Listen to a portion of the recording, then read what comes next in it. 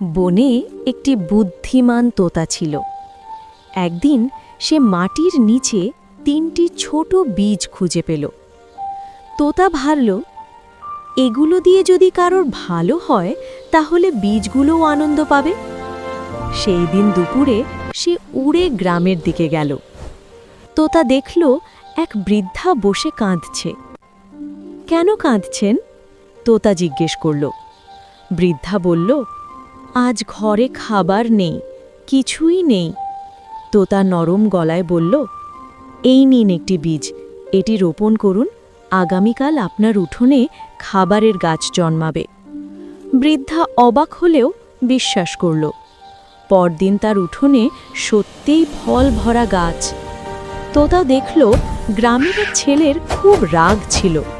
তোতা কাছে গিয়ে বলল, এই নিন আরেকটি বীজ, এটি রোপণ করুন, প্রতিদিন পানি দিন, আপনার রাগ কমে যাবে। ছেলেটি বিশ্বাস করতে না চাইলেও চেষ্টা করল। কিছুদিন পর ছেলেটি অনেক শান্ত হয়ে গেল, গাছটিও হলো ফুলে ভরা। এক বৃদ্ধ একা বসে দিন কাটায়। তোতা তাকে শেষ বীজটি দিল। বৃদ্ধ জিজ্ঞেস করল, এটি রোপণ করলে কি পাব?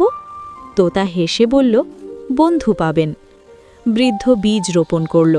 কিছুদিন পর গাছটি বড় হলো, আর গ্রামের মানুষ তার সাথে কথা বলতে, গাছের নিচে সময় কাটাতে আসতে লাগল। বৃদ্ধের জীবন বদলে গেল। 3টি বীজ 3টি জীবন পাল্টে দিল। তোতা আকাশে উড়তে উড়তে বলল, দয়া, ধৈর্য আর ভালোবাসা, এই 3 বীজ দিলে সবাই সুখ পায়।